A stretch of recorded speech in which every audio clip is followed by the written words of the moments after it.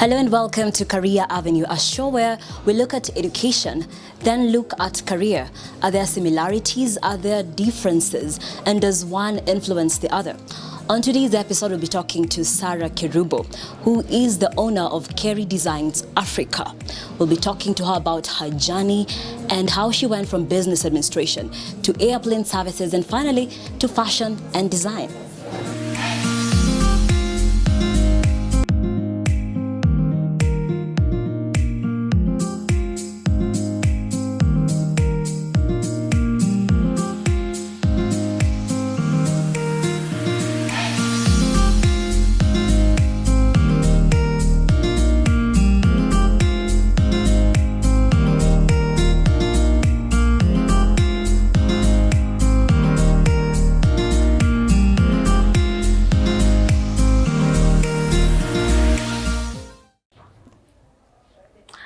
Welcome to Career Avenue. Thank you so much. And we are happy to have you. Tell us who you are. My name is Sarah Kerubo. I am a fashion designer and a professional model. A professional model. Yes. Okay, so how long have you been in the field of design? This is my third year in fashion designing, but I've been modeling before from 2012. Yes. Take us through your journey. What led you to fashion and design, starting with your education background? Okay.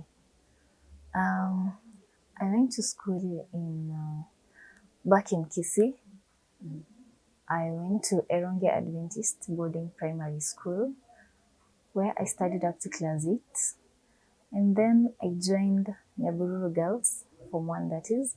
And then I was transferred to Nairobi in a school called Riruta Central School, where I did my KCSE from.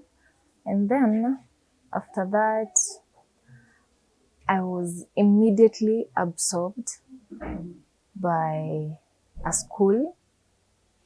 I was given the role of a school principal. At that age, I was green. I didn't know anything. A school principal? Yes. I was actually running the whole school. The owner of the school was not there. So he could only come maybe once a month or twice a month.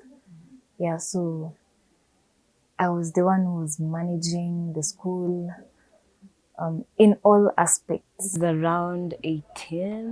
Yes. Yeah. So I did that for that whole year. And then the following year, I joined a higher learning institution where I did business education. I graduated in 2013. And then in 2014, I joined Kenya Airways Pride Center, where I did airline passenger services. It was not the course I wanted to do, but circumstances forced me to do that course. So after I did it, we were taken to the airport for internship, and before the internship was over, we were called for interviews and we were given jobs immediately. So by the time we were finishing internship, we were just signing contracts and getting back to work. So you have worked in the airline field? Yes. As an air hostess? No. Around the airport? I was a customer service agent, but I mostly worked at the air side. It's called Karibu team. Okay. Our work was to welcome the aircraft's landing and welcoming the guests and directing them where to go if they're on transit or on arrival or any other service that they would want. That is where I worked most of my life at Kenya Airways. Even though I worked in other departments like the transfer desk, the inquiries, the lounge, and the check-in counters. Okay. Yeah. Okay. And you ended up in fashion and design. Yeah. How did that come about? At some point, life happened and I quit KQ and I went back to the school. I continued being the principal for a while, and then in 2016, I decided to start thinking outside the box because that's not what I wanted to do for the rest of my life. Yeah, so in my thoughts, I started looking for ideas of what I can do for a lifetime. And then the passion for fashion, yes, it was there. Ever since I was young, I always wanted to be stylish, to stand out. But then sometimes circumstances, when your parents don't have all that money in the world. You wear what you can, you you wear wear what you're buy. given. Yes. Yeah. So in high school, sometimes I could save some pocket money. Then I buy stylish clothes. When I go home, I remember one time my mom burned my clothes. Ah, because they were According to her, too stylish, they were not modest. Yeah, so she took my clothes, akaenda akachoma, and I cried for 2 days. I didn't talk to anyone. I was just sleeping. So after high school, in 2012, when I started modeling, that passion grew. And now I had, in modeling, you don't wear everything that everyone else has. Yeah. My first model trainer, he used to tell us, don't wear ordinary, don't dress ordinary.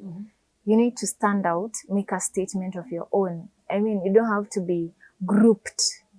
You need to be seen as one. When you show up, you stand out. Yes. You command the attention of the room. Yes. So you would say that from your modeling days, from that experience, that's when you zoned in to fashion and design. Yeah, because actually he could challenge us. Every day when we were coming to training, he could tell us, tomorrow come in blocking colors, tomorrow come in this and that. So he could give us a new challenge every day. By the time we were done, we were going for competitions. And for that competition, he challenged us. For that, it was a beauty pageant. And so we were dressing ourselves. And he gave us the creativity. There's so many categories, but there were those categories that were open. It is what you will come up that will wow the crowd, and it may get you some votes. Yeah, so I had to sit down and think and get ideas. So there's a lot of challenging your creativity that came out to play. Now you are in fashion and design. What about what you studied? Maybe during the time when you were running a school. Are there similarities? I can say that those are two complete different worlds. Because when I was in school, when I was running the school, even for my dress code and everything, it was just official, just formal, no fanciness. You can't do even your hair as you want because it's that formal. You're the principal. Yes. They're looking at you and you're like their role model, so you have to behave like like the older ones. I mean, the pace that the others have set, yeah. And me being young, sometimes I could be called for meetings and the rest of the principals who are there are just old. And you're the only one who is looking like an under 18. So you have to dress up like them in suits so that you can at least have a seat on the table. At least you can have a say. Yeah. And what about values, principles that you learned when you were managing a school? Are they the same ones that you use when you're running a business like this? I can say the values are almost the same, or rather they're the same. Because one, you have to be honest, you have to deliver, you have to work hard. I mean, all those things that are in the education setup, you need to apply them in any business, because otherwise, if you want to run a business, okay, you can run a business like just a business, and you can run a business that you want to take to another level. Yeah, so you need to incorporate professionalism in it for it to grow and maybe get to premium heights. Yeah. So the values are like maybe discipline. You have to be very disciplined. Yeah. The other things that maybe you can mention. Let's say time management, accountability. you have to be accountable for everything that you do. You have to keep your word. And then financially, you have to keep the records of each and every cent that flows in and how you spend it. Yeah, you have to keep all the financial records and go through, review them. So we can indeed say that values cut across different careers, and then it is your desire and passion to, stand out that led you to what you are today, a fashion designer. Yeah, I can say they contributed too. Have you heard about the CBC, the competency-based curriculum? Yes. And different from what you did in school? Yes. The system is now different. Can you maybe tell us the differences that you see between the CBC and the system that you learned? In our system, I can say we used to do just classwork. Yeah, and the current CBC, I see it's so engaging. I see kids sweeping roads, doing art and crafts. I mean, there's a lot of things that they're doing. And when you were in school, maybe primary, high school, did you engage in extracurricular activities? Personally, I can say I didn't engage myself so much because from my family, my parents were very tough. They were very tough to a point that if you're found playing, you will answer if that playing will contribute to grades. So for them, it was academics. Yes. And you can't blame them either because they've been raised with that system. Yeah. So that is all they knew, Yeah. that you have to get the grades right, and that was it. Do you think that the CBC, which is centered on nurturing talent, potential, is giving now opportunity for the pupils and students to discover their different areas of strength, their gifts, talents, or potential? I can say yes, because the students are being engaged and they're engaged in different fields, different areas. So I think by the time they're done, they will be all round, like not only academics, but also in other co-curricular activities. Yeah. And it makes it easy for someone to identify where their strengths are. Unlike in the past where if you were centered on academics, then it would be harder for you to discover other talents. Yeah. And actually, it was even harder to find a course for yourself because the parents actually choose for you. They decide what you do. Because, for them, they'll pick the course that appears to be more serious than the other. Yeah, more paying than the others. Okay, so it was more about the white collar job kind of thinking. Yeah. Okay, we are taking a short break here on Career Avenue, and when we come back, Sarah is going to be taking us through the Kerry Designs Africa. Looking for production equipment or pocket-friendly advertising spots? Worry no more. At KICD, we have state-of-the-art production equipment, both audio and TV, ready for hire, including OB vans which comes with a crew. Advertising spots are also available on our Edu channel. For booking and more information, contact us on 0729 327 334.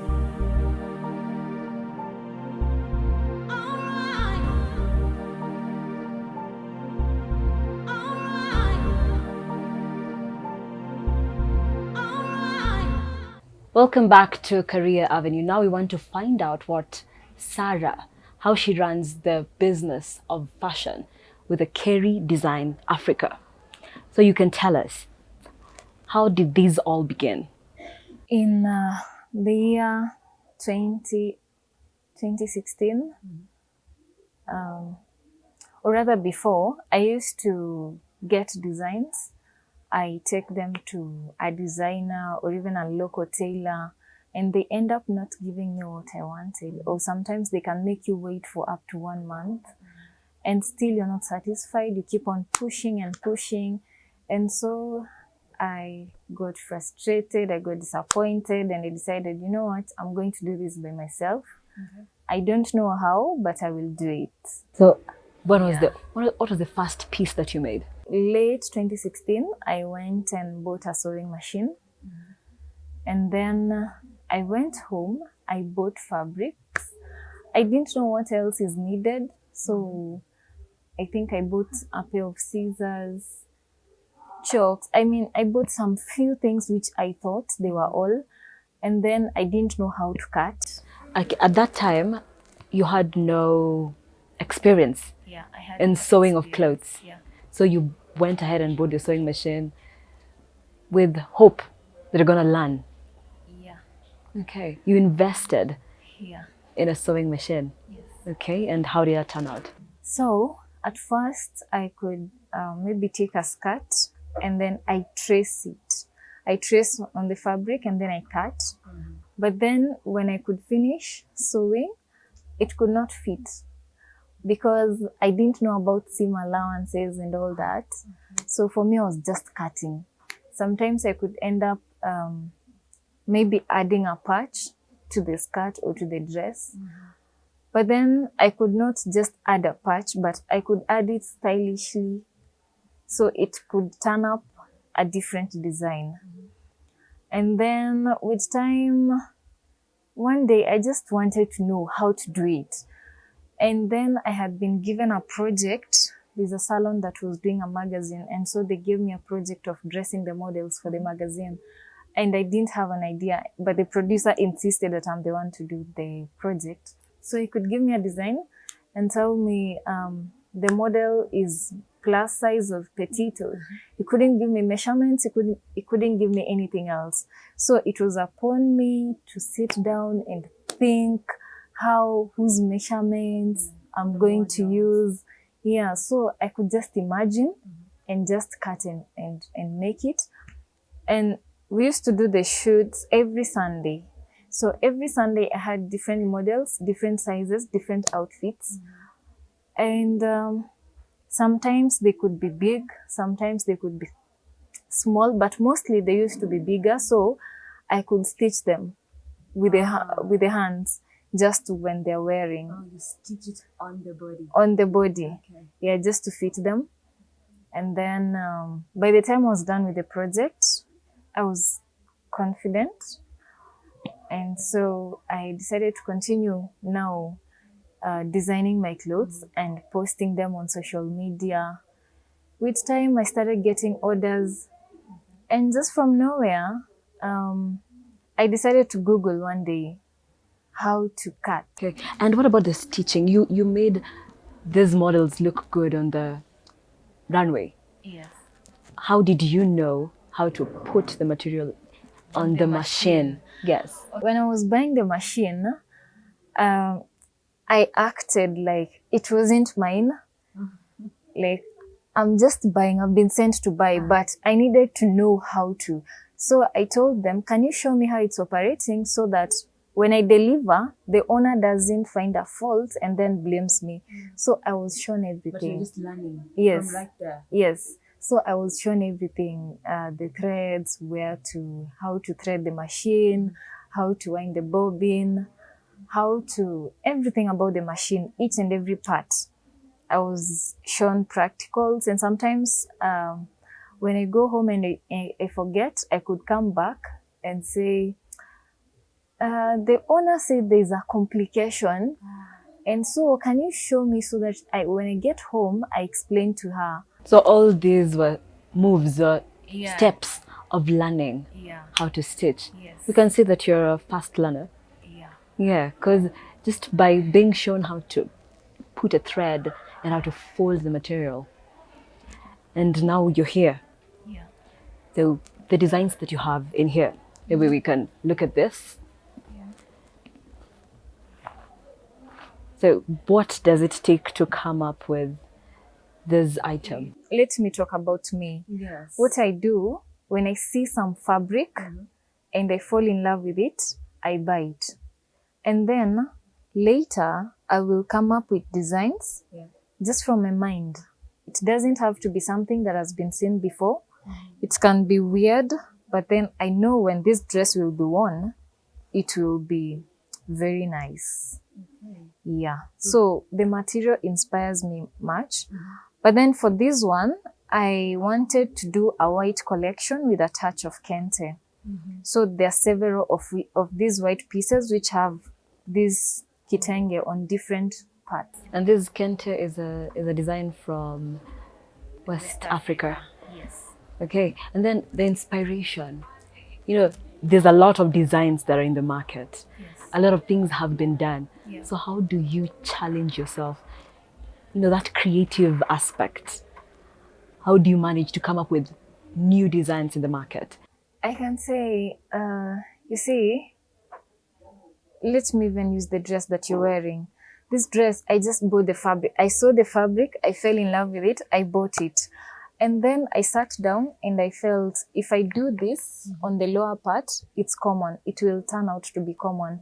But then I decided to do something different. As you can see, it's only patched on the sides of the sleeves, on the hands, and then one side of the body, and from the back one side. So I just need to do something different. Like, let's say even this one I'm wearing, you see, I'm just using fringe.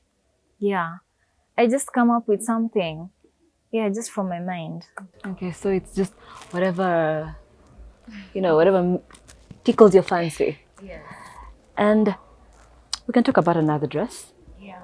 And then maybe if we can go down to how you run everything else. Do you have employees? Okay. When I started doing this, I was just at home. I was doing it at night and weekends. That's when I could find time, because remember I was working. So I could find time maybe at night. I squeeze my time, or during the weekend, and I could do something. But then as with time, I started getting orders, and so I decided to quit my job. But then by the time I was quitting my job, my parents were not really satisfied with the idea of me going to be a tailor. Yes, there's so many tailors, especially up country, the life those tailors live. So when you sit down as a parent and you imagine your daughter doing that, for them, it wasn't a good idea. So they were like, you can just do this, but employ people, but not yourself. So they felt like they looked down on the tailoring part of design. Yes. Yeah. So, but then I couldn't find a tailor because I was just starting up. I didn't even have a shop. I didn't have anything. So at some point, I decided to rent a bed sitter.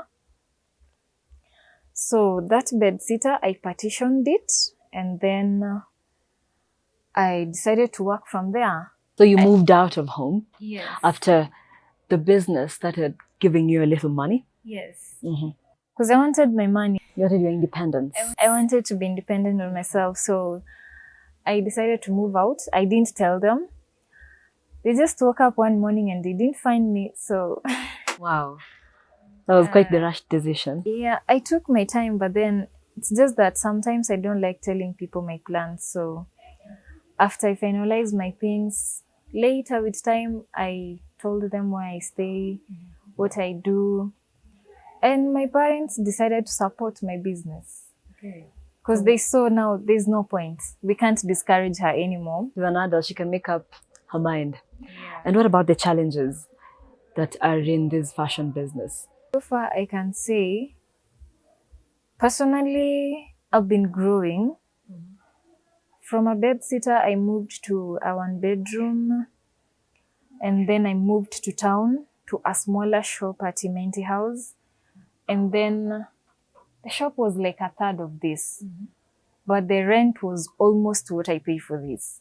So I felt, well, it is the growth that kept on pushing me out of my comfort zone. Because you see, when I was working from a bed sitter, when I was starting, I was at Kasarani, Mwiki, the far end. And then I moved closer to the highway, that is at Seasons. The reason why I moved is because my clients were coming from all over Nairobi. All over Nairobi, outside Nairobi, I could do a lot of parcels. And then from Kasarani, from Seasons, I came to town because I felt I should be closer to my clients more. So I moved to a more central place, that is CBD. And I settled in Imenti House, where I operated for long. Of course, I had to return more things at home because the space was smaller. So I returned so many things at home, some machines at home. But then I didn't want to stay there forever because I felt it was so squeezed. I'm paying so much money. I don't have space. I mean, I didn't like that life. So I decided to look for a bigger space where I can get all my machines on board, where I have space to display my things and accommodate. I mean, it's expansion. So as the demand grew, you were moving to bigger space and more centered to where your customers can easily locate you. Yeah. And what about these very beautiful pillows? The pillows, actually, when I was starting, I used to do very many designs of pillows. I can say I'm artistic in nature. There's so many designs that I had to return back home because they couldn't fit at my former shop and I haven't brought them here. But you see, all these things I learned from YouTube. So as we conclude, would like to know what you'd tell the younger people. You know, there's so many people who want to be Fashion designers. Yes, to be fashion designers. It's a beautiful dream. You know, people want to wear fancy items. How can they get here? Yeah, you have to be passionate about it. You have to really work hard. You have to be consistent. Thank you so much.